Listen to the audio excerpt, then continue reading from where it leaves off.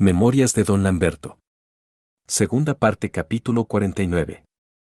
En este capítulo les cuento del gusto mío y de mi familia por ir a los lugares turísticos de la región.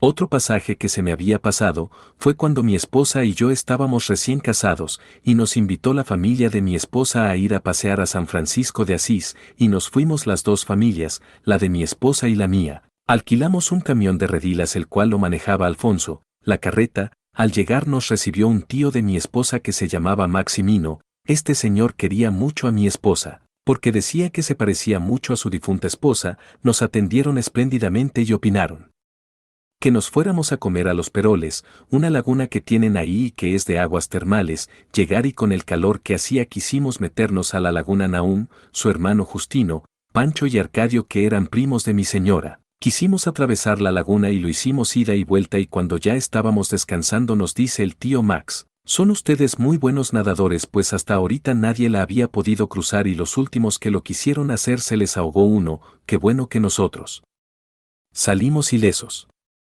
Antes de que lo olvide diré que este señor Max nos estimaba tanto, que cuando íbamos de México a Río Verde, los días que permanecíamos ahí, él muy temprano llegaba con 3 chivatitos muertos ya listos para hacerlos al gusto. Había una farmacia en la esquina de Paulo Verástegui y Moctezuma, precisamente donde había estado la cantina de Maquiste. Esta farmacia se llamaba La Cruz Roja y la responsable era Concha Castillo. Ella fue muy mi amiga y cuando yo necesitaba una medicina para mis hijos, ella me la fiaba y después le iba yo pagando. Pero una vez que se escaseó el trabajo me retrasé y la cuenta se hizo añeja. Un día Concha me fue a ver al taller para cobrarme y yo le jugué una broma y le dije: oye Conchita, ¿y ahora que te acabe de pagar me vuelves a fiar? Ni madres, a ti ya no te vuelvo a fiar ni un mejoral. Mira Conchita, pues si te pago dices que ya no me fías y si no te pago tampoco, pues entonces, no te pago. Concha y yo seguimos siendo amigos y cuando nos llegábamos a reunir en la oficina del Chino Solís con Ofelia y otras amistades, Concha siempre recordaba esta anécdota. Antes de casarme, como a la edad de 16 o 17 años, me gustaba ir a los corrales de los caballos de don Pedro Hernández, a vacilar con Manuel Elizalde y con el caballerango, que se llamaba Rafael Sánchez, a montar los caballos. En cierta vez que llevaron unas mulas herreras, andaba yo como siempre vacilando con estos amigos. A casa de don Pedro habían llegado unas sobrinas y una de ellas había yo notado que no le era indiferente, y a mí desde luego ya le había echado el ojo para amarrármela, como tal se decía en esa época, para decir conquistarla. Como decía, andaba yo en el corral y veo que llegó al grupo que lo formaban 4 muchachas, verlas, y para presumir le digo a Rafa que me amarraran una mula para jinetearla. Rafa y Manuel me la metieron a la jaula y le pusieron un pretal, la monté y me la soltaron. Le aguanté varios reparos, pero al fin me lanzó por los aires. Iba a caer sobre unas lajas que estaban recargadas en una pared y me iba a raspar toda la cara. Logré meter la mano izquierda y desde la muñeca hasta el codo me llevé tremendo raspón.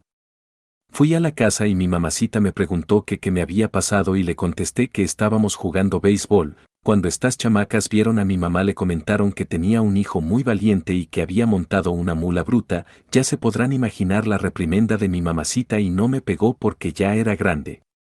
Cuando yo tenía 5 años, como ya lo dije en capítulos anteriores, la señora María Maldonado a donde quiera que fuera siempre la acompañaba, y esta vez nos acompañaban unos sobrinos e íbamos en el carro que conducía Roberto Valero. Este señor, aparte del ser el chofer, tenía a un lado de la casa el taller, que don Pedro le mandó construir y que aún se puede observar, aunque está algo derruido. Cualquiera que lo ve viera que fue capilla. Aparte de ser él el chofer, era mecánico y se dedicaba a reparar las bombas del agua de las huertas y de aquellos tractores John Deere que tenían unas uñetas en sus ruedas para adherirse al piso. Pues bien, la señora iba a visitar a la tía de don Pedro, que tenía su casa en la mera plaza principal en donde hoy es Coppel. Sus dimensiones eran desde donde principia la Pedro Antonio de los Santos hasta casi llegar a la calle Hidalgo. Nosotros nos quedamos dentro del coche y los chamacos comenzaron a jugar. Yo me recargué en la puerta que, estando mal cerrada, se dio y caí para atrás pegando mi nuca en el filo de la banqueta.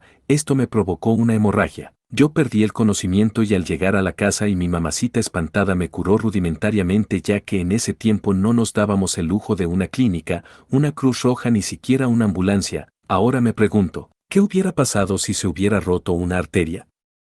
Cuando yo contaba con 13 años y siendo en el mes de junio las lluvias habían sido muy fuertes y cuando llovía así, el río crecía en forma alarmante, el gusto de la gente era ir a ver el espectáculo de dicho río. Nos juntamos varios amigos y nos fuimos por la bajada de la Peñita y quisimos atravesarlo sin medir consecuencias, y así lo hicimos. De repente me dio un calambre en una pierna que me descontrolé y lo fuerte del agua me comenzó a arrastrar. Yo les gritaba a mis amigos y estos, pensando que estaba vacilando, no me hicieron caso. En la desesperación pensé sumergirme y dirigirme a la orilla y así lo hice. Cuando sentí que la arena me rozaba la panza me levanté y vi que ya el agua me daba arriba de las rodillas y pude salir ileso.